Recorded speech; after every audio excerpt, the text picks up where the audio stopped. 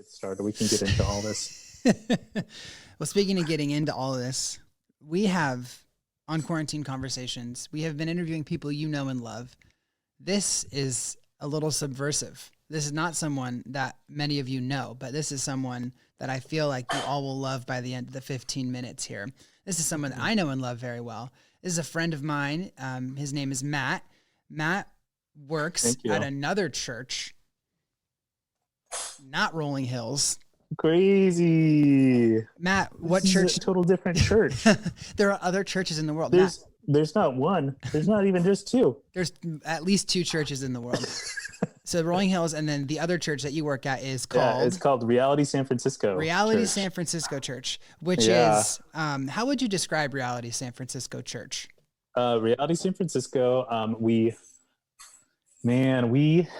are like a San Francisco style church. Like a lot of what San Francisco feels like is embodied in our church. So there's a lot of kind of young tech design type people, hip, everybody drinks fancy coffee. Like that's basically it. But majority of our congregation is probably like, 25 to 35. Okay. So and I don't know what else to say about it. It's a good church. I like it. We meet in a middle school because we can't afford to own a church building because it's San Francisco and everything's, 15 times more expensive. Right. So. It's the most expensive city to live, I think, in California, or maybe ever, always across the universe. Yeah, probably. Yeah. Across the universe. Great song. Yeah. What do you do at Reality San Francisco? My official job title, which I know is what you're asking for. 100%. That's all I care about are titles, baby. Like, here's my title. Here's what I get paid. So, my title is Leadership Training and Development Minister. So my job is like basically, can you hear like the fun sounds going on in the background? This is Quarantine Conversations. You take it all. There's kids, there's dogs, there's ice makers, there's of it. Everything. Yeah. And it's magical. It's beautiful. Look, here, let me coin a phrase real quick. Quarantine is not about perfection. It's about magic. All right? All right, I'll take it. Okay, good. It's about magic. We'll have a graphic come up. So that's your title. Sparkles. What do you That's my title. do there? Yeah. So I'm within our community department it's like people who do small groups, that kind of thing. And I get to train the leaders of those, and I get to create all the curriculum that the small groups go through. And I oversee, we have like a Sunday school type thing too. And I oversee those and the curriculum for that and training the teachers for that. That's so rad. It's good. And I love it. Do you feel like your job was built for this time? Oh man, built for this time. Like I do think there's an opportunity for like development right now that's different. Like kind of, I've been talking to all my friends who are like life coach type people, and I'm just like, this is your moment. Yeah. Like what else are people going to do except for, I'm like, in my opinion, I think the way to take advantage of a time like this is like to be about development in some sort of way and like learn new things and grow in new ways and stretch yourself and so on and so forth, get creative in ways you weren't expecting to. And I think, so I would say that's like my approach with my job right now is like helping people take advantage of the development opportunity that this season allots us for learning. The second is like our church basically like Sunday mornings aren't the thing anymore, like that's not the main event. And it's actually like community life in small groups and like doing video content like this or whatever. And so like, that's what I think it's fun. I'm enjoying like getting to like facilitate community connection while people are feeling lonely and people are feeling disconnected. And like, how do we help bridge that gap for people? That's rad. Yeah. What kind of development are you encouraging people to do in this season? Oh man, let's see. So, well, obviously like there's a lot less mobility than usual right now, well, in some regards, um, and so like there's like a life of stillness, silence, staying put, that is actually really conducive for connection with God in a different kind of way. So that's one encouragement for sure. Is like, hey, lean into spiritual disciplines around stillness and silence, and what does it look like to turn off the screens, and and just pray. So that's one thing. The second thing is kind of on the other end of that is like a lot of motion. So like one of my friends has actually been putting together this stuff that's kind of like Christian approaches to like body movement. So like yoga is like has different influences that have different backgrounds, whatever, right? I don't need to get all the way into it, but like yeah, what does it look like to find expression for that that's like really positive and opens our hearts to God, and like gets people in their bodies a little bit more, and stretching and walking and so on and so forth. So that's another angle. I honestly, dude, I don't know how to answer this question, but even though I just answered it, like, you did great. I feel like there's so much more that I would say if I thought about it. But well, yeah. I mean, I didn't tell you anything beforehand. It's all improv, because I know and this is all off the cuff. I know you love improv. What kind of? Oh, I do. Yeah, for sure. What kind of? I don't know. Like, what is developing looking like for you right now? For me personally, or for what I'm encouraging students to do? For you personally, it's fair there. For me personally, development is a lot of basically those two poles of like, how do I stay still and how do I stay active? And doing them both in a non-demand, non-expectation way of like, okay, I can't expect like in this season of stillness to, hear the voice of God and, have my next huge revelation, any type of revelation at all. And then in the same way, like I can't expect this time to just be like, okay, I'm going to do push-ups and ride my bike every day and get super active and fit. Because I find that both of those things, I'm placing expectations not on the process, but on the product.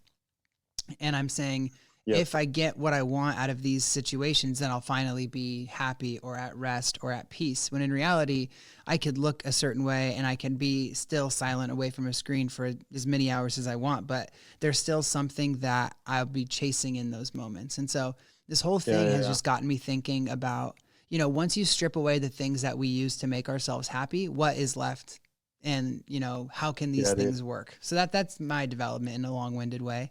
That's so good. No, I love it, man. I think the no expectation approach to it is really big. I know one thing that I'm running into right now is like I've got such a performance orientation towards my life with God, even, for sure. And it's like, well, I need to make sure to do this and this and this, and like that's how I'll know that things are good between me and God. Totally, yeah. And that's not actually true, right? No. Like that's like the whole goal of like keeping a practice of silence or a quiet time in the morning or something like that isn't so I can like check the box of I did it, right? And I'm keeping up my like habit checkbox, right? Like instead, it's one thing we say. Like I studied spiritual formation in seminary and stuff, and one of the things that we say is like you have to lead with the heart. Lead with the body to open the heart to the Spirit of God. So what does that mean? It basically means like so you get up early so that you can get your quiet time or whatever. Like it actually involves getting out of bed and the alarm and whatever, right?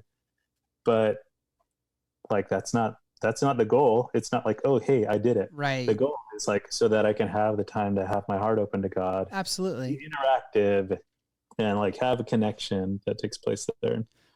And is it C.S. Lewis or someone who says we're far too easily pleased?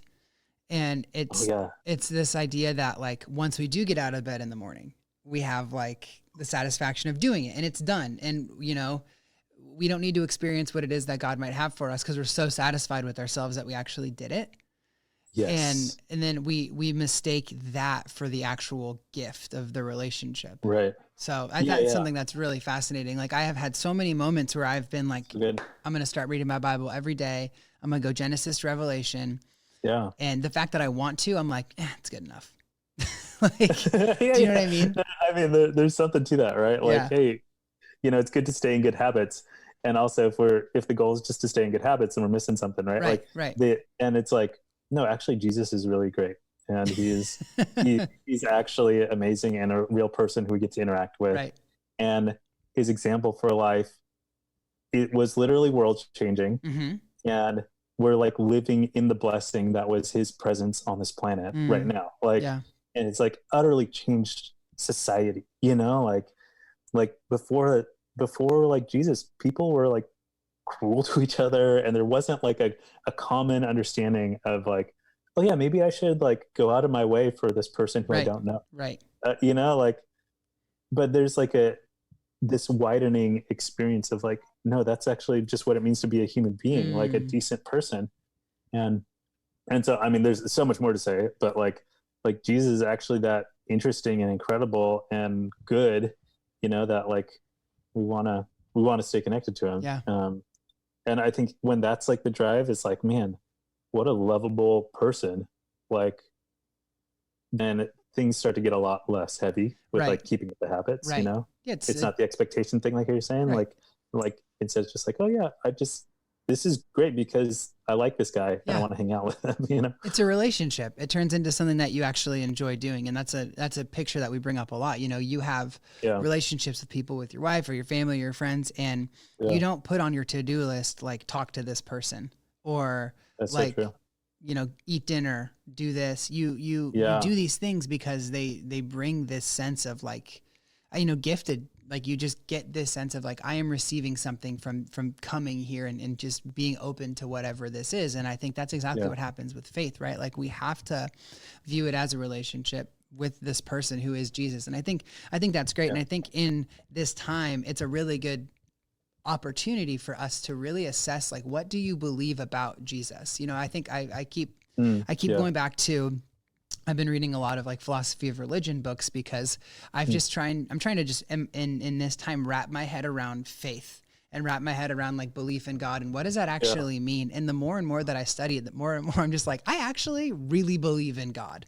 Like, and I know I'm a pastor and stuff and I have a master's degree and like, I believe in God. And I think obviously, you know, that I have to, and I do, but like, as I read more about it, I'm like, you know what, this totally affirms everything I've ever experienced in life. But I wonder, could I have had this experience? Could I have had this like, oh, I believe in God moment outside of quarantine?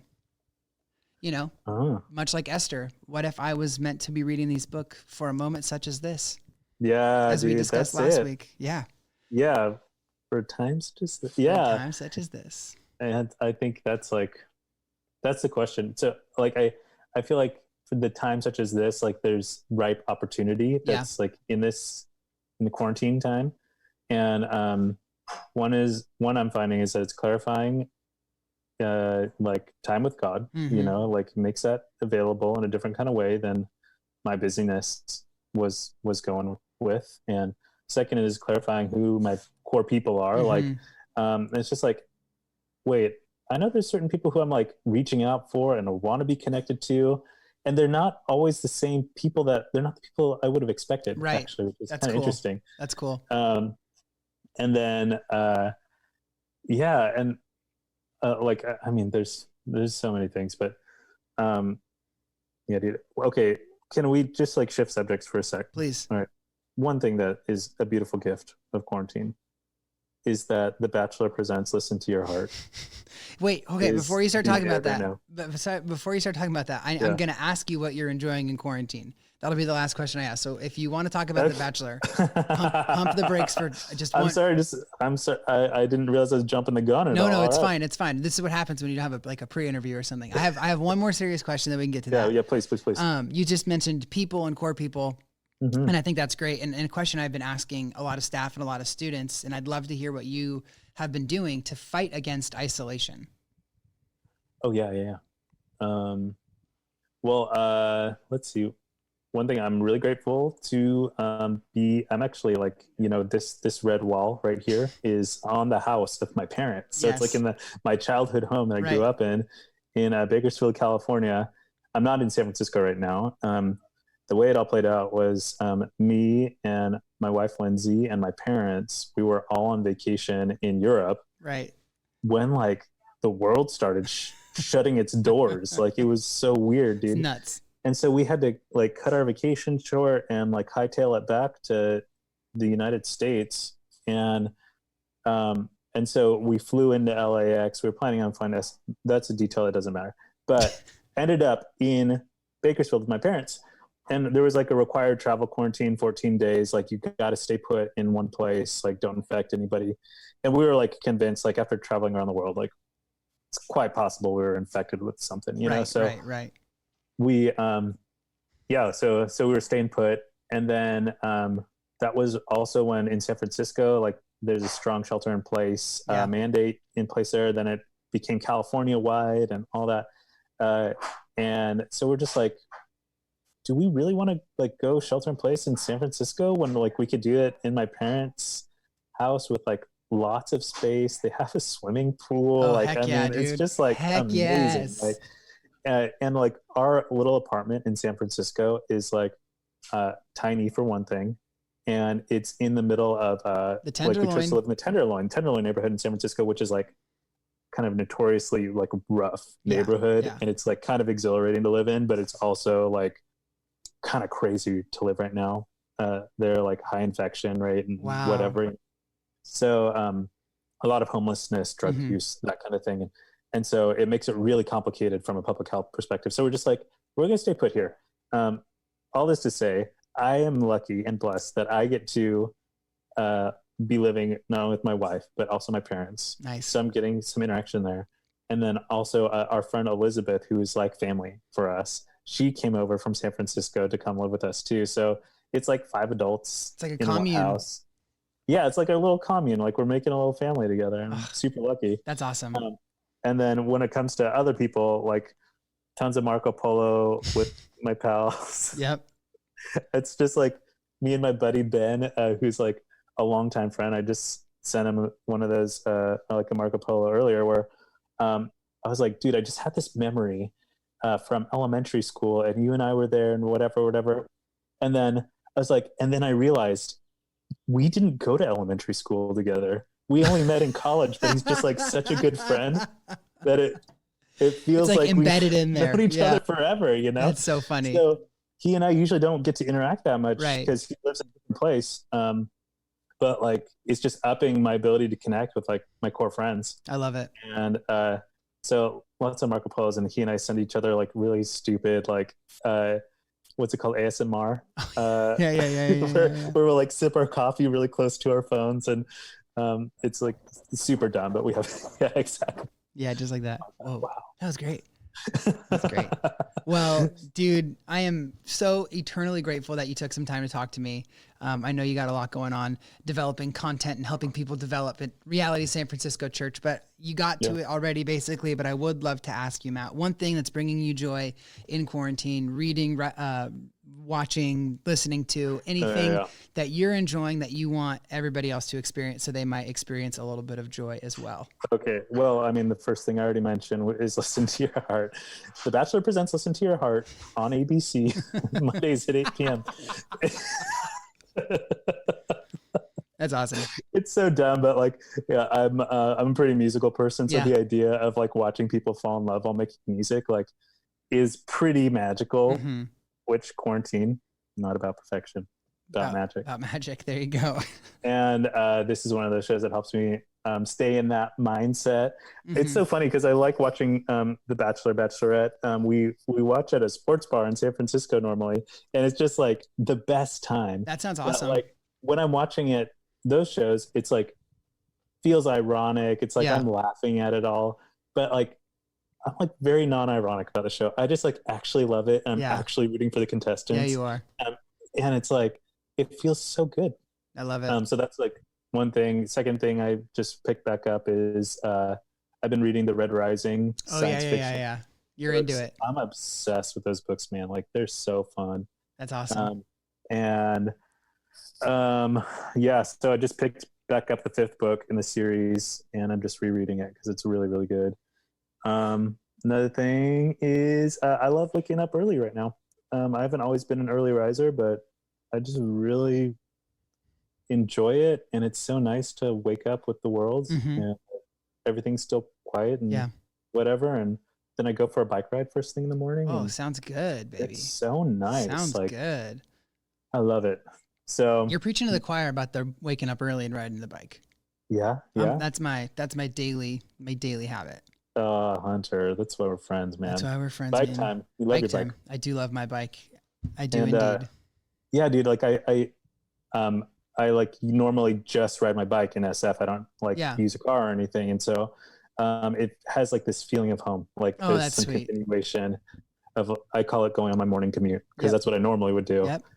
But it just feels so nice. So that's really awesome. There's some things I'm enjoying that others can participate in. Please participate, especially in biking. What about you? What are you into right now? I've always reached out to you as like, I refer to you as my tastemaker friend. Yes, I know, you've told me that. And I'm just like, what is Hunter into? I just need to get on the radar of like on his radar. What's up, you know? So reading, like I said, I've been doing a lot of like philosophy and of religion. Cool.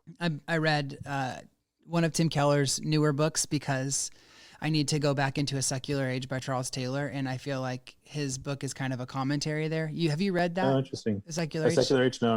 I read the Jamie Smith. Yeah. You know, that's synopsis version. You know. Yeah.